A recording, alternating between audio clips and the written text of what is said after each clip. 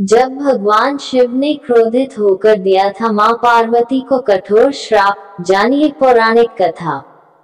भक्तों, इस कथा को समझना जरूर और हमारे चैनल देहाती अनमोल कहानी चैनल को सब्सक्राइब जरूर करें। हम भक्तों आपके लिए नई नई लीलाएं, कथाएं, कहानी लेकर आते रहते हैं। भक्तों, हमारे चैनल को सब्सक्राइब जरूर करें, क्योंकि हम रातों में जग जग के मेहनत करके आपकी सेवा करते हैं। साथियों, आगे ध्यान देना, चलो चलते हैं आगे कथा में। भक्तों, समझना जरूर। कथाओं के अनुसार भगवान शिव और माता पार्वती में अगाध प्रेम है, इसलिए इनकी जोड़ी को सबसे आदर्श जोड़ी और प्रेम का प्रतीक माना जाता है। लेकिन एक बार भगवान शिव मां पार्वती से इतने ज्यादा क्रोधित हो गए थे कि उनको श्राप तक दे डाला था।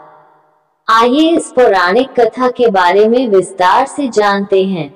भक्तों, समझना जरूर। जब भगवान शिव ने क्रोधित होकर दिया था मां पार्वती को कठोर श्राप, जानिए पौराणिक कथा।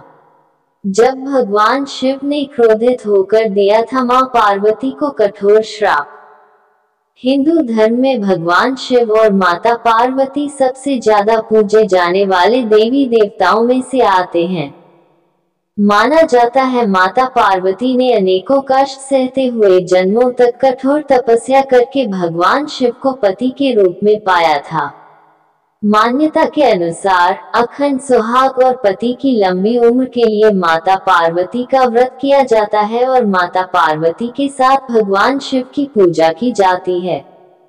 भगवान शिव और माता पार्वती की जोड़ी अगाध प्रेम का प्रतीक और आदर्श जोड़ी मानी जाती है। लेकिन एक बार भगवान शिव माता पार्वती से इतने ज्यादा नाराज हो गए थे कि उन्होंने माता पार्वती को श्राप तक दे दिया था। आइए जानते हैं ये पौराणिक कथा।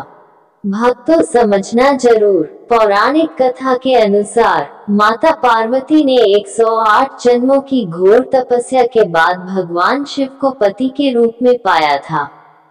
मां पार्वती का भगवान शिव के प्रति अगाध प्रेम था। एक आदर्श पत्नी की तरह मां पार्वती भगवान शिव की सभी बातों का पालन करती थी और जब भगवान शिव कुछ बोला करते थे तो उसको पूरे ध्यान से सुनती थी।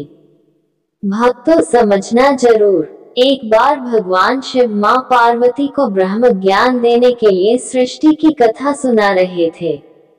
कथा सुनते सुनते मां पार्वती किन्हीं दूसरे विचारों में खो गई। जैसे ही भगवान शिव को इस बात का एहसास हुआ कि मां पार्वती उनकी बातों पर ध्यान नहीं दे रही है, तब उन्होंने मां पार्वती से पूछा कि क्या आप मेरे द्वारा सुनाई जा रही कथा को सुन रही हैं? लेकिन मां पार्वती कहीं और खोई हुई थी, इसलिए उन्होंने भगवान शिव के सवाल का कोई उत्तर नहीं दिया। भक्तों, समझना जरूर। ये भी पढ़ें। बुध प्रदोष व्रत आज करे, ये उपाय बरसेगी भगवान भोलेनाथ की कृपा। बुध प्रदोष व्रत आज करे, ये उपाय बरसेगी भगवान भोलेनाथ की कृपा। कैलाश मानसरोवर का हिंदू धर्म में क्या है महत्व, जाने धार्मिक मान्यता। कैलाश मानसरोवर का हिंदू धर्म में क्या है महत्व, जाने धार्मिक मान्यता। हिंदू धर्म में कुल देवी और कुल देवता की पूजा क्यों जरूरी?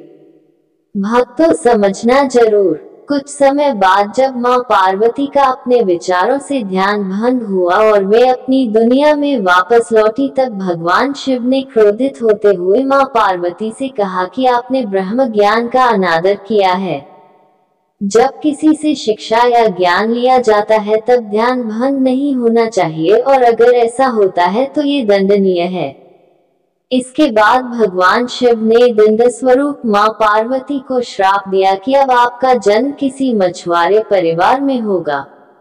भक्तों, समझना जरूर। मां पार्वती को अपनी गलती का एहसास हुआ, पर तब तक काफी देर हो चुकी थी और भगवान शिव उनको श्राप दे चुके थे। अब दुख में डूबी हुई मां पार्वती मछुआरों के एक गांव में पहुंची। इस गांव के मुखिया की कोई संतान नहीं थी। एक दिन वो मछली पकड़ने के लिए तालाब जा रहा था, तब उसको रास्ते में एक पेड़ के नीचे एक कन्या बैठी हुई मिली, जो कि वास्तव में कन्या के रूप में मां पार्वती थी। भक्तों, समझना जरूर, वह नन्ही कन्या पूरी तरह से वहां अकेली थी, उसके साथ कोई भी नहीं था। तब मछुआरे ने इस घटना को प्रभु की कृपा समझा और उस नन्ही कन्या को अपने साथ अपने घर ले आया। मां पार्वती उसी घर में कन्या के रूप में रहने लगी। इस तरह मां पार्वती को अपना एक जन्म भगवान शिव के श्राप के कारण मछुआरे के घर में काटना पड़ा। ओम नमः शिव। प्रोप्राइटर है प्रमोद यादव, ग्राम बादरी वाले। जय भोले की।